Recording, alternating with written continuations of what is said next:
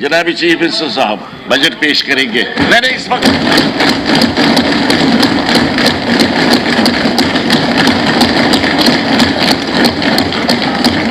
Honorable Speaker sir,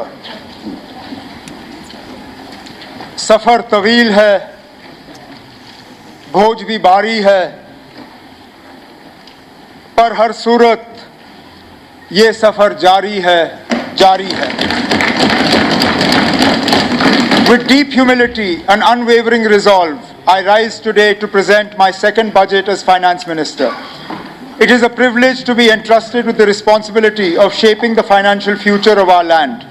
This budget is not merely a ledger of figures, it is a fiscal compass, charting our path towards a brighter horizon.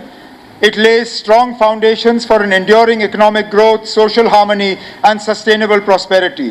As we embark on this shared journey, I invite every honourable member of this august House to come together and work collectively to build a strong and flourishing Jammu and Kashmir. The soul of Jammu and Kashmir has been forged in resilience and strengthened by hope. Through changing seasons and testing times, our people have stood firm, drawing wisdom from the past and courage from the future. Guided by this enduring spirit, our government is committed to transforming Jammu and Kashmir into a modern, progressive and economically vibrant region.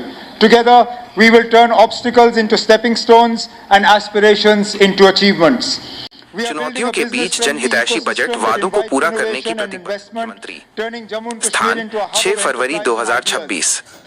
प्रस्तावना। आज मुख्यमंत्री ने प्रदेश के वार्षिक budget पर अपनी महत्वपूर्ण प्रतिक्रिया देते हुए इसे विकास की निरंतरता का प्रतीक बताया। उन्होंने चुनौतीपूर्ण वित्तीय स्थिति और प्राकृतिक आपदाओं के बीच समाज के हर वर्ग को राहत देने के सरकार के संकल्प को दोहराया। मुख्य समाचार। बजट और टीम की सराहना। मुख्यमंत्री ने वित्त विभाग के अधिकारियों और अपने कैबिनेट मंत्रियों को एक शानदार बजट पेश करने के लिए बधाई दी। उन्होंने स्पष्ट किया कि यह बजट पिछले प्रयासों की एक श्रृंखला है, जिसका उद्देश्य जनता के जीवन में सुधार लाना है। आर्थिक चुनौतियां और आपदा राहत। मुख्यमंत्री ने स्वीकार किया कि प्रदेश कठिन वित्तीय दौर से गुजर रहा है।